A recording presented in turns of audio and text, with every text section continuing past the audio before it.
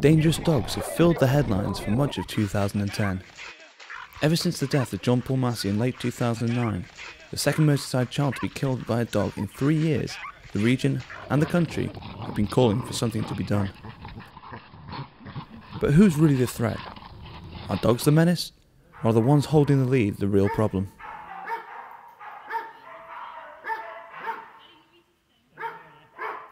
Lakeland Terriers are hand stripped. This is Christine Kerrigan. As an avid dog lover and secretary of the Merseyside Staffordshire Bull Terrier Club, this is a subject that really concerns her. I've always had a real love for dogs. I was always the dog lover. The family perhaps was not always dog lovers. As I got older and my lifestyle changed and I could fit in a dog, then that's what I did. I ended up with a Staffordshire Bull Terrier and I fell in love with them from then on. To me, dangerous dogs, the law on dangerous dogs is someone just doing something to be seen to be doing something, because it's not sensible. It's not stopped anyone from being attacked.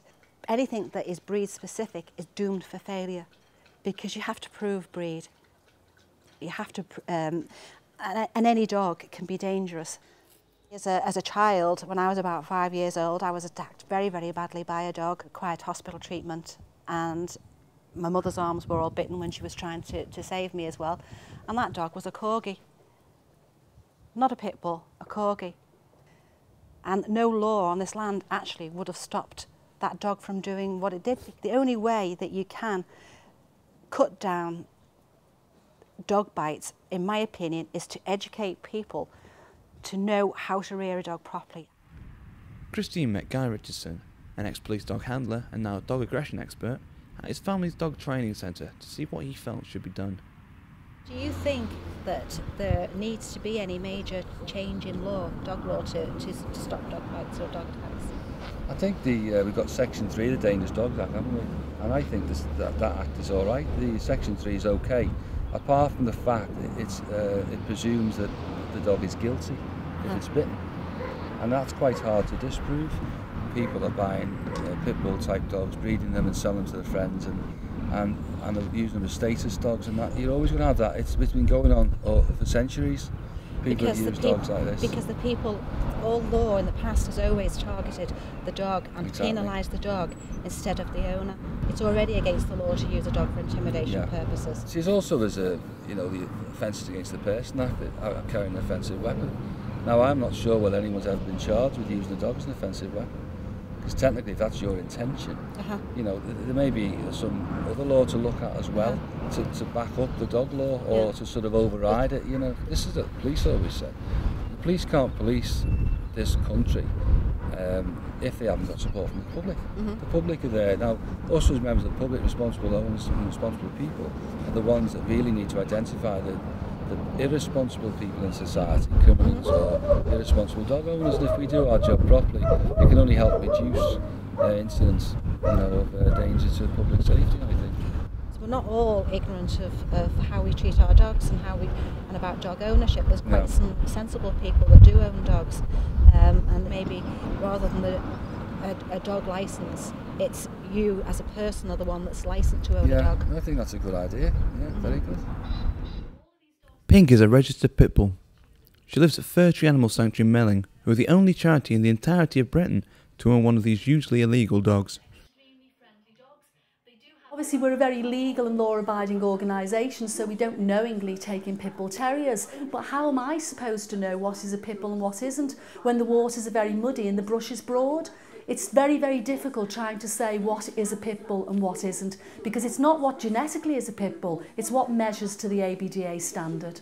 People have a knee-jerk reaction, and when they hear that bull terriers are dangerous, all sorts of bull terriers are abandoned, from little puppies up to older dogs, Staffordshire bull terriers, English bull terriers, bull mastiffs.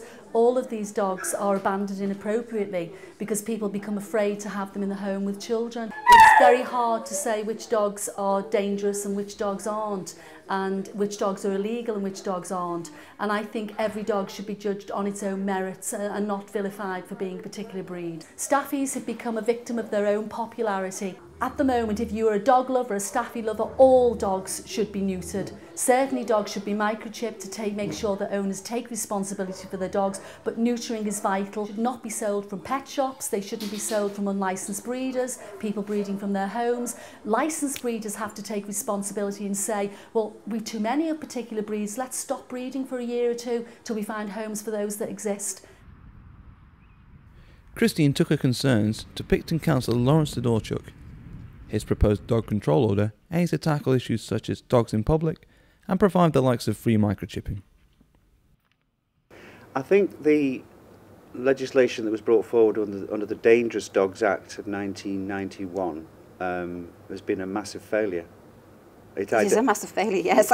It identified 4 specific breeds, which included a pit bull dog, which is now pit bull type, because they realised that they could not prove a dog that was a pit bull. I think one of your main problems and one of the hurdles you're going to have to come across, and why breed-specific legislation does not work and will never work, is because it penalises dogs simply because of the way they look. Not because of what they've done, not because of the way they behave, not because of their owners, but because of the way they look. If it looks a certain way, it could lose its life, not because of irresponsible ownership. So, I mean, that is the main problem you have with breed-specific legislation. What I'm trying to do is not criminalise responsible dog owners. The greater issue for me on public safety is for dogs which are perceived to be status dogs, or my preferred term is intimidatory dogs, and it's where you have a combination of a particular dog with a particular kind of owner, usually young white male owner, who parade these dogs in the street and people get scared. My solution is cheap and relatively easy to enforce, which is for particular breeds or particular crossbreeds which look as though they're dangerous, to be muzzled. Okay, so my dogs would have to be muzzled? Yeah. I object very strongly to having to muzzle my dogs out in a public place, very strongly, because my dogs are not a danger to anybody, because I'm a responsible owner. Exactly. You are a responsible owner. But you're targeting my dogs, not me. But you are a responsible dog owner. But you're saying I'd have to muzzle my dog?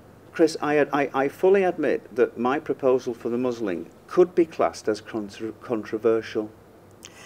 It's not controversial to me. It is simply that all of the measures that ever get brought out, you are targeting the dog.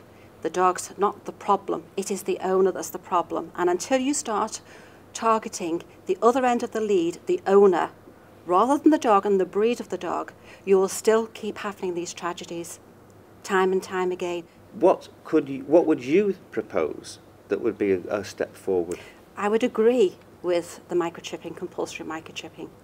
And I would agree that the owner of the dog should be kept with that information of the microchip. And then if a dog is thought to be an antisocial dog of any breed, then the owner and may potentially the breeder be made responsible for their dog's actions, and they should be penalised, regardless of the dog's breed. It hurts to be bitten by any dog. Oh, I know. And it can be very intimidating to be attacked by any dog. So for me, it is targeting the owner and not the breed of dog. I get a little bit frightened for the future of dog ownership, because everyone has their own ideas about how it should be done, and the people who uphold the law seem to want more laws. The more I've spoken to different people, to experts, the more I've taken part in debates with politicians, with dog experts, it has made me more and more, not changed my position at all, it's just made me more and more certain that the control has to be on the people rather than the dog. And for me, breed-specific legislation should end. Dangerous dogs, irresponsible dog ownership is a people problem, it's not a dog problem. Until they start looking at the people, I think it'll carry on.